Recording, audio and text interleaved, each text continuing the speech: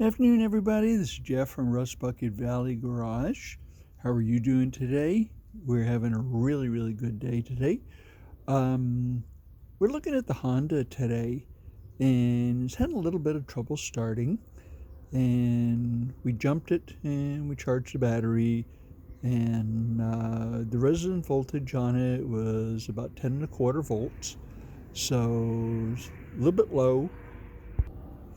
So the first thing we did was we went in and we looked at the battery terminals. Battery terminals had a little bit of grody stuff on them, so we went ahead and cleaned the terminal, and we cleaned the wiring that goes onto it, and then we charged it again, and it held a charge overnight. However, the next morning it was having some trouble starting.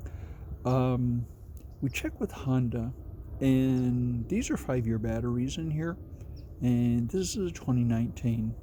Okay, so we only got like 3 years on this.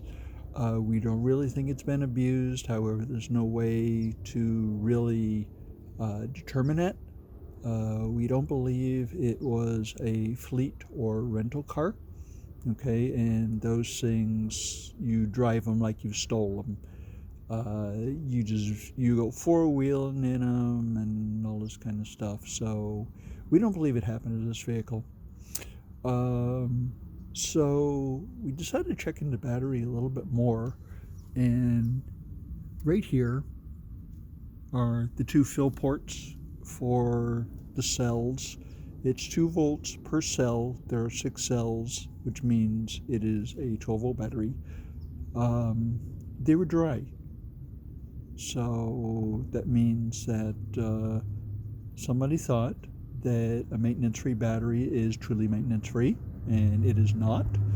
So you have to take and occasionally check the water in there, as long as you check the brake fluid and the oil and the transmission oil, as well as your tire pressure and windshield washer fluid, all that kind of stuff. You also want to make sure that the feeder for the radiator, this is the overflow tank right here, this is for the windshield washer. You want to make sure this is filled up to the proper level. It'll have 2 lines on it, a cold level and a hot level. If you've been running the engine for a little while, it should be at the hot level. If it's not, go ahead and add some fluid to it. Whenever the radiator runs low on fluid, it will draw it from this tank automatically. So it's always keep your radiator full. But what's that battery maintenance? A new battery for this vehicle is $188.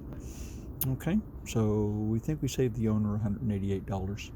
So we're watching a charge on it. It's coming up. So I don't think he's going to have any more problems with it. Anyway, that's just our bit for today. I hope you have a wonderful rest of your day. And gotta remember that maintenance. Thank you so much for watching my videos. Thank you so much for all of the likes and the comments. Really do appreciate them. Read every single one. Like quite a few of them.